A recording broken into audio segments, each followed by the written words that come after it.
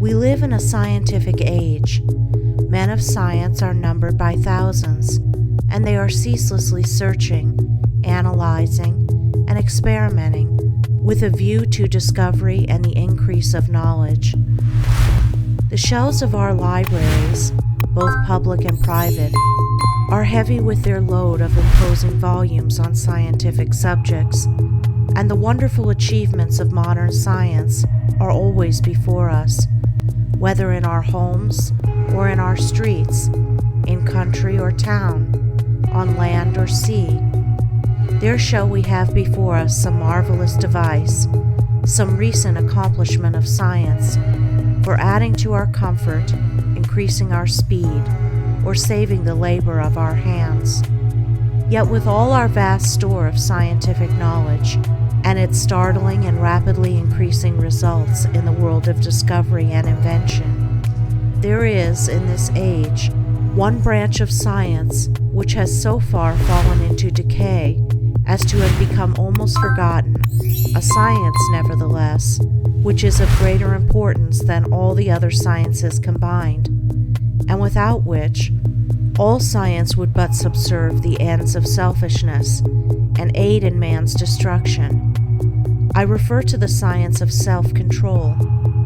Our modern scientists study the elements and forces which are outside themselves, with the object of controlling and utilizing them. The ancients studied the elements and forces which were within themselves, with a view to controlling and utilizing them, and the ancients produced such mighty masters of knowledge in this direction, that to this day they are held in reverence as gods, and the vast religious organizations of the world are based upon their achievements. Wonderful as are the forces in nature, they are vastly inferior to that combination of intelligent forces which comprise the mind of man, and which dominate and direct the blind mechanical forces of nature. Therefore, it follows that, to understand, control, and direct the inner forces of passion, desire, will, and intellect, is to be in possession of the destinies of men and nations.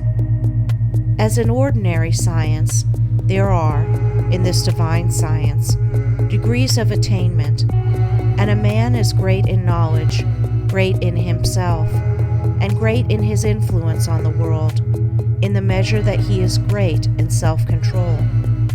He who understands and dominates the forces of external nature is the natural scientist, but he who understands and dominates the internal forces of the mind is the divine scientist, and the laws which operate in gaining a knowledge of external appearances operate also in gathering a knowledge of internal varieties.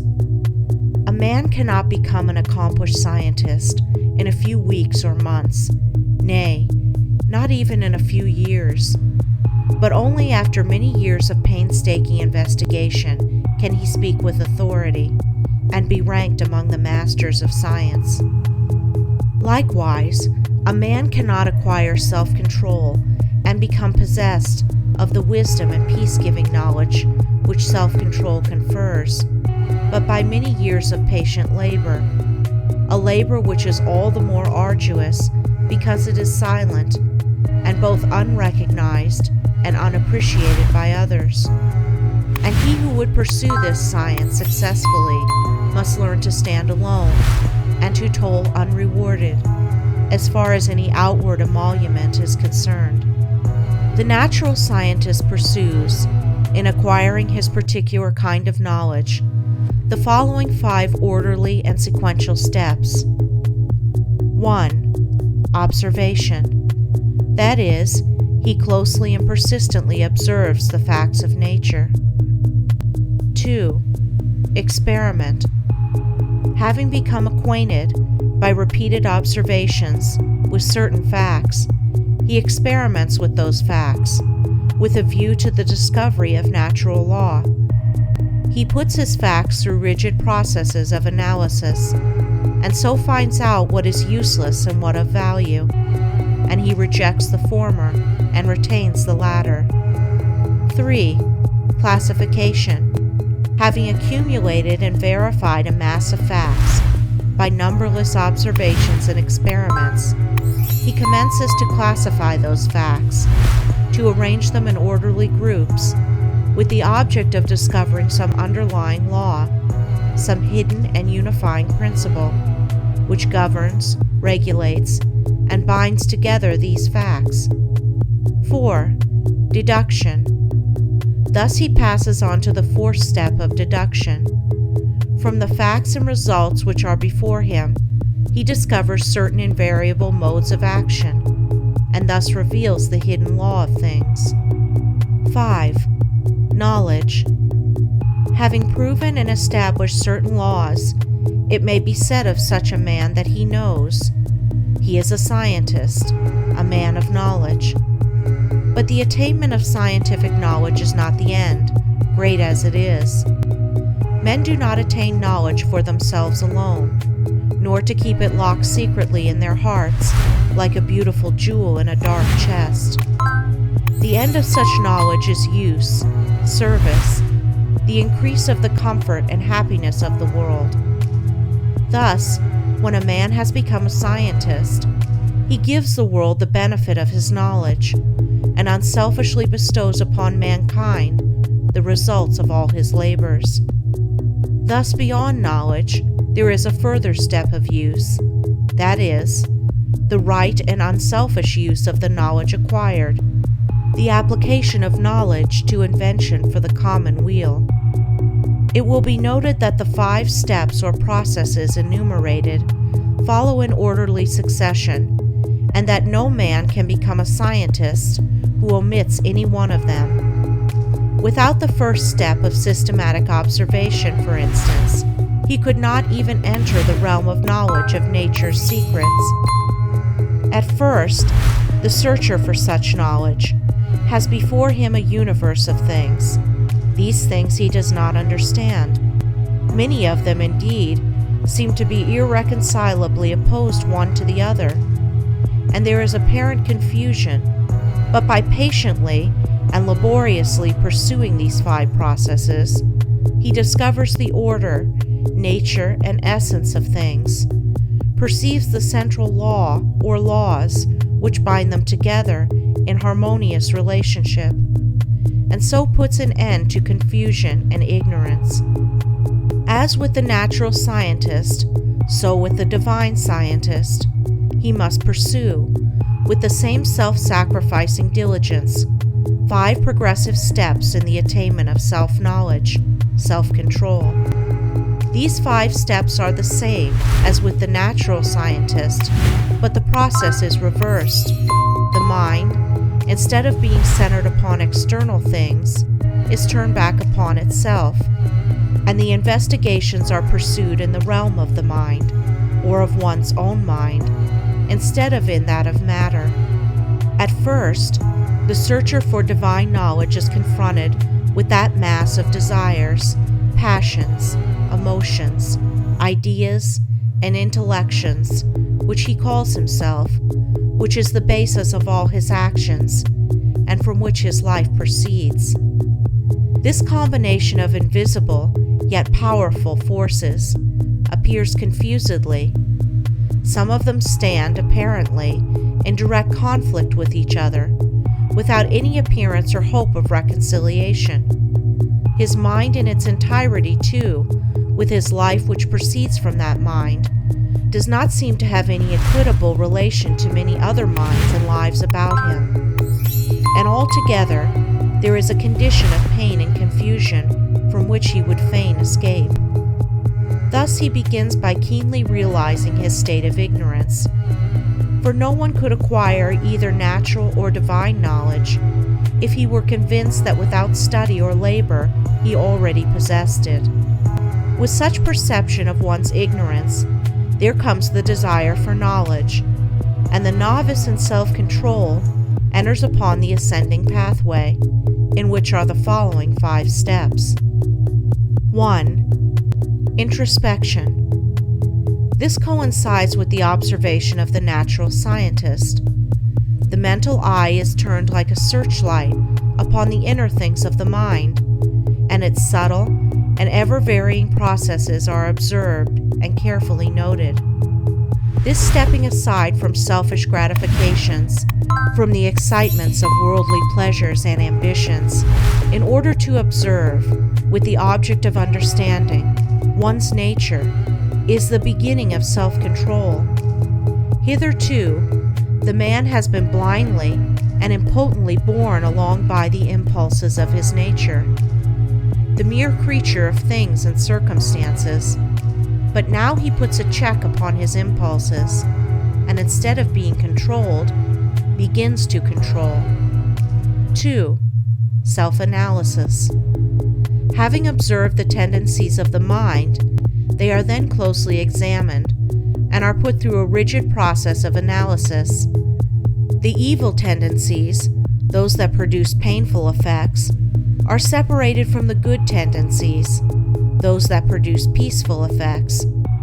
And the various tendencies, with the particular actions they produce, and the definite results which invariably spring from these actions, are gradually grasped by the understanding, which is at last enabled to follow them in their swift and subtle interplay and profound ramifications. It is a process of testing and proving, and for the searcher, a period of being tested and proved. 3. Adjustment. By this time, the practical student of things divine has clearly before him every tendency and aspect of his nature, down to the profoundest promptings of his mind and the most subtle motives of his heart. There is not a spot or corner left which he has not explored and illuminated with the light of self-examination. He is familiar with every weak and selfish point, every strong and virtuous quality. It is considered the height of wisdom to be able to see ourselves as others see us. But the practitioner of self-control goes far beyond this. He not only sees himself as others see him, he sees himself as he is. Thus standing face to face with himself, not striving to hide away from any secret fault, no longer defending himself with pleasant flatteries, neither underrating nor overrating himself or his powers, and no more cursed with self-praise or self-pity. He sees the full magnitude of the task which lies before him, sees dearly ahead the heights of self-control, and knows what work he has to do to reach them. He is no longer in a state of confusion, but has gained a glimpse of the laws which operate in the world of thought, and he now begins to adjust his mind in accordance with those laws. This is a process of weeding, sifting, cleansing. As the farmer weeds, cleans, and prepares the ground for his crops, so the student removes the weeds of evil from his mind, cleanses and purifies it, preparatory to sowing the seeds of righteous actions, which shall produce the harvest of a well-ordered life. 4. Righteousness. Having adjusted his thoughts and deeds to those minor laws which operate in mental activities in the production of pain and pleasure, unrest and peace, sorrow and bliss, he now perceives that there is involved in those laws one great central law, which, like the law of gravitation in the natural world, is supreme in the world of mind, a law to which all thoughts and deeds are subservient, and by which they are regulated and kept in their proper sphere. There is the law of justice or righteousness, which is universal and supreme. To this law he now conforms. Instead of thinking and acting blindly, as the nature is stimulated and appealed to by outward things, he subordinates his thoughts and deeds to this central principle. He no longer acts from self, but does what is right, what is universally and eternally right. He is no longer the abject slave of his nature and circumstances. He is the master of his nature and circumstances. He is no longer carried hither and thither on the forces of his mind. He controls and guides those forces to the accomplishment of his purposes. thus having his nature in control and subjugation, not thinking thoughts, nor doing deeds which oppose the righteous law, and which therefore that law annuls with suffering and defeat, he rises above the dominion of sin and sorrow, ignorance and doubt, and is strong, calm, and peaceful. 5. Pure knowledge. By thinking right and acting right, he proves by experience the existence of the divine law on which the mind is framed, and which is the guiding and unifying principle in all human affairs and events, whether individual or national. Thus, by perfecting himself in self-control, he acquires divine knowledge. He reaches the point where it may be said of him, as of the natural scientist, that he knows. He has mastered the science of self-control and has brought knowledge out of ignorance, order out of confusion.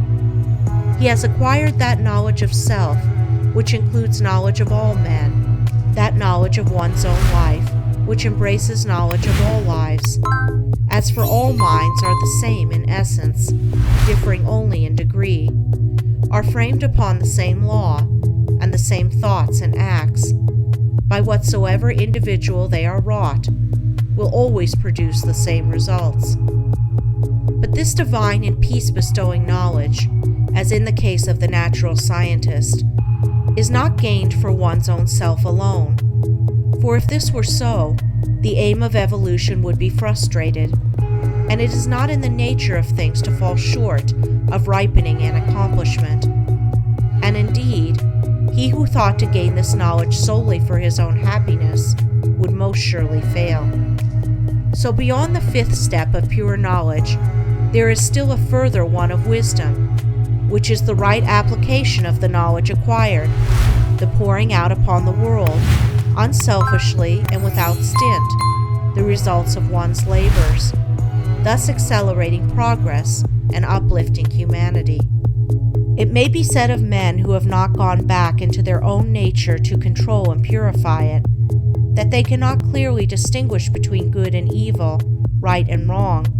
They reach after those things which they think will give them pleasure, and try to avoid those things which they believe will cause them pain. The source of their actions is self, and they only discover right painfully and in a fragmentary way, by periodically passing through severe sufferings and lashings of conscience. But he who practices self-control, passing through the 5 processes, which are 5 stages of growth, gains that knowledge which enables him to act from the moral law which sustains the universe. He knows good and evil, right and wrong, and thus knowing them, lives in accordance with good and right. He no longer needs to consider what is pleasant or what is unpleasant, but he does what is right. His nature is in harmony with his conscience, and there is no remorse. His mind is in unison with the great law, and there is no more suffering and sin. For him evil is ended, and good is all in all.